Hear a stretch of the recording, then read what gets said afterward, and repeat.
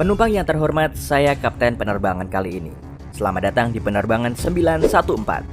Silakan kencangkan sabuk pengaman dan perhatikan tanda bebas asap rokok. Kita akan lepas landas dalam 5 menit. Saat berada pada ketinggian jelajah, kami akan menyajikan minuman untuk Anda. Waktu tempuhnya selama 37 tahun. Semoga perjalanan Anda menyenangkan. Apa yang akan Anda lakukan jika Anda dalam perjalanan ke kota lain, namun tiba-tiba malah mendarat? Bukan cuma di kota lain, tapi juga di negara lain. Mungkin orang yang suka berpetualang akan menikmatinya, namun kebanyakan dari kita pasti kebingungan. Bahkan orang paling nekat sekalipun akan terheran-heran kalau diberitahu bahwa ia telah terbang selama hampir setengah abad. Pada 2 Juli 1955, pesawat Pan Amerika dengan nomor penerbangan 914 lepas landas dari New York menuju Miami, Florida. Saat itu cuaca cerah dan 57 penumpang di dalamnya sedang menantikan keindahan pantai di Florida. Pesawat tersebut lepas landas tanpa masalah. Namun 3 jam kemudian, ketika seharusnya pesawat sudah mendarat di bandar udara tujuan, pesawat tersebut tidak kunjung terlihat.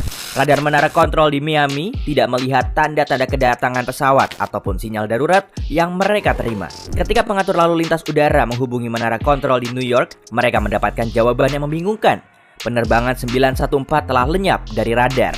Semua fakta mengarah pada hilangnya pesawat tersebut. Selain tidak terdeteksi radar, pengatur lalu lintas udara juga tidak dapat menghubungi pilot melalui radio. DC-4 lenyap begitu saja tanpa meninggalkan jejak, baik pesawat maupun penumpangnya. Investigasi pun segera dimulai.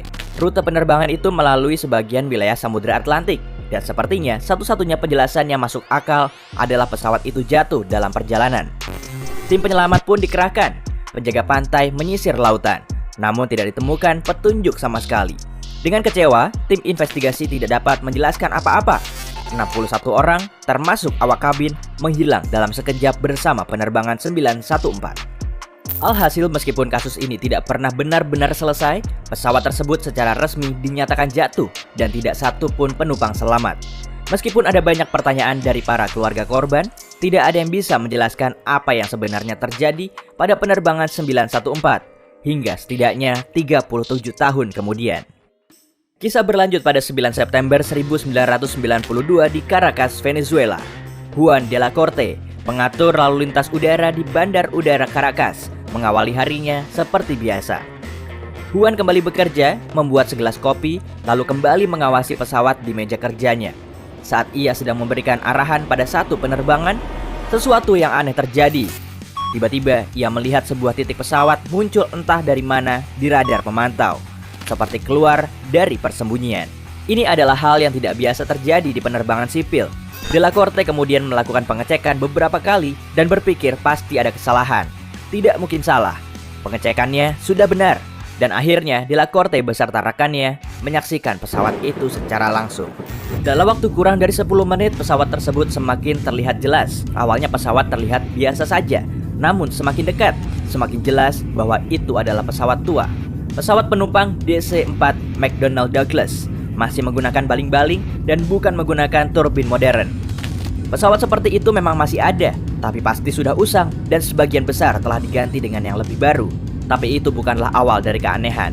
Yang paling mengherankan adalah ketika sang pilot pesawat misterius menghubungi menara lalu lintas dan bertanya dalam bahasa Inggris, "Kami di mana?"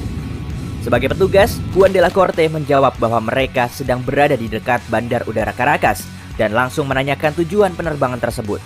Hening beberapa saat sebelum pilot menjawab, "Kami Pan Am 914 terbang dari New York menuju Miami, Florida dengan 4 orang awak kabin dan 57 penumpang." Menara kontrol benar-benar kecolongan. Apa yang dilakukan Pan Am dengan nomor penerbangan tersebut hingga melenceng 1100 km dari titik tujuan? Dan bagaimana bisa pesawat itu tiba-tiba berada di Caracas? De la Corte kemudian dengan cepat menanyakan beberapa pertanyaan lagi kepada pilot. Dan apa yang ia dengar selanjutnya membuatnya kebingungan. Pilot itu berkata bahwa pesawat mereka dijadwalkan mendarat di Bandar Udara Miami pukul 9.55 tanggal 2 Juli 1955. Giliran seisi menara terdiam. Sebelum bertanya lebih lanjut, agar tidak memperburuk keadaan, menara kontrol mempersilahkan pesawat itu mendarat. De la Corte tidak mengerti bagaimana bisa pilot tersebut berkata demikian. Mungkin dia pikir pilot itu sudah gila. Tetapi tidak mungkin salah. Di dalam pesawat misterius itu terdapat sejumlah penumpang. Ia pun kemudian membantu Pan Am dengan nomor penerbangan 914 mendarat dengan selamat dan memutuskan untuk bertanya lebih lanjut setelah pesawat itu mendarat. Awak darat pun dikerahkan untuk memandu pesawat dan seluruh penumpang. Pesawat mendarat dengan selamat.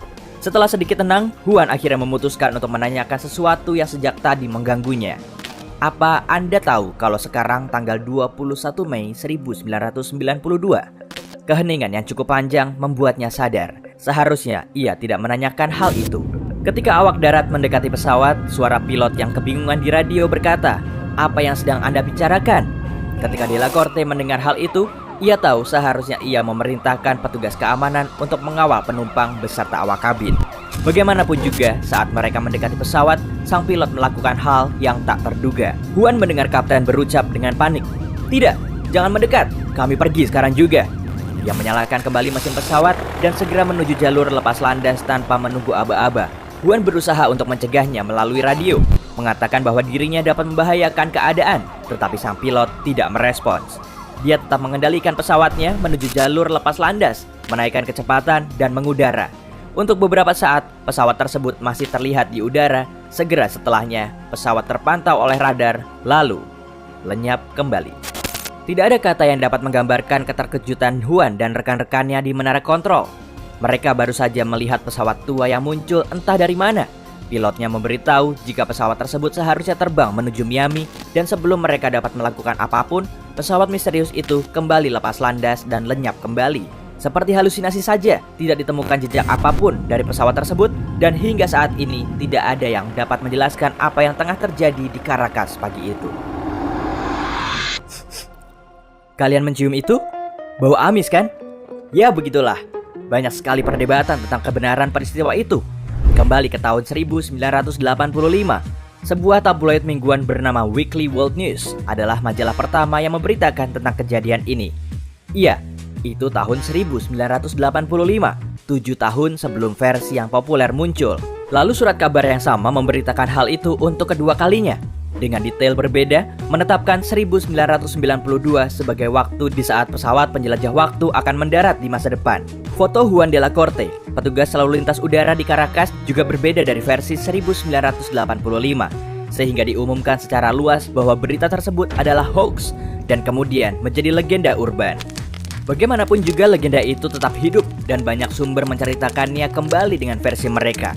Bahkan beberapa menyebutkan para penumpang akhirnya pulang ke rumah dengan selamat, dan anehnya tidak satu pun dari mereka terlihat 37 tahun lebih tua. Sedangkan orang-orang yang mereka kenal menua seperti orang-orang pada umumnya. Mereka mengatakan dokter memeriksa sang pilot, awak kabin dan penumpang, namun tidak terdapat kelainan sama sekali. Mereka semua sehat walafiat. Bagian ini tidak dapat dipercaya, karena tidak ada satu bukti pun mengenai 61 orang yang kembali dari perjalanan selama puluhan tahun itu. Ayolah, sudah, mana mungkin mereka tidak makan.